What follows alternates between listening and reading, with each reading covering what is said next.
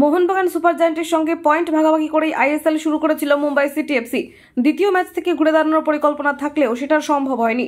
পরবর্তীতে জামশেদপুর এফসির পাশাপাশি শক্তিশালী বেঙ্গালুরু এফসির কাছেও আটকে যেতে হয়েছিল গতবারের আইএসএল জয়ীদের।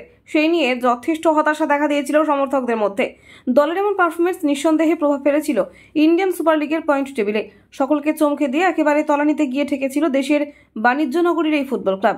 তবে টুর্নামেন্টের দ্বিতীয় লেগ থেকেই ছন্দে ফিরতে শুরু করে পেট্রো ক্র্যাটকির ছেলেরা।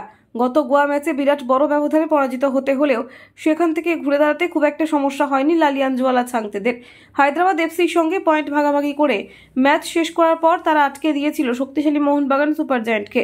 একটা সময় সেই ম্যাচে 2টি গোলের ব্যবধানে পিছিয়ে থাকতে হলেও সমতায় ফিরতে খুব একটা অসুবিধা হয়নি জন টোরাল থেকে শুরু করে থায়ের ক্রমাদের। সেই ধারা বজায় রাখার লক্ষ্য নিয়ে গত শুক্রবার অ্যাওয়ে ম্যাচ খেলতে নেমেছিল মুম্বাই। কোচির বুকে তাদের লড়াই করতে হয়েছিল থেক্কাথারা পুরুষোত্তমনের কেরালা ব্লাস্টার্সের সঙ্গে। সম্পূর্ণ সময়ের শেষে 1-0 গোলের ব্যবধানে সেই ম্যাচে জয় ছিনিয়ে নেয় দক্ষিণের এই ফুটবল ক্লাব। দলের হয়ে একটিমাত্র গোল করে যান কুয়ামি পেপ্রা।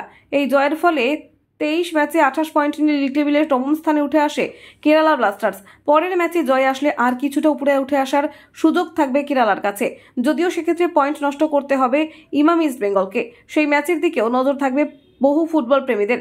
অপরদিকে কেরালা ম্যাচে মুম্বাই সিটি এফসি পয়েন্ট নষ্ট করার সুপার 6-এ যাওয়ার সুযোগ বজায় থাকলো ওড়িশা এফসির। বর্তমানে 24 ম্যাচে 33 পয়েন্ট নিয়ে লিগ টেবিলের ষষ্ঠ স্থানে রয়েছে জগন্নাথের রাজ্যের এই ফুটবল ক্লাব। তবে এক ম্যাচ কম খেলে সমান সংখ্যক পয়েন্ট নিয়ে লিগ টেবিলের 7ম স্থানে রয়েছে লালিয়ানজুয়ালা ছাংতিদের মুম্বাই সিটি এফসি।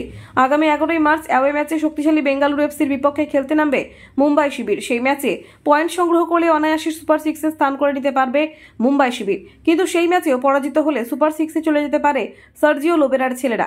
এখন সেদিকেই নজর রয়েছে সকলের। কলকাতা 24/7.in।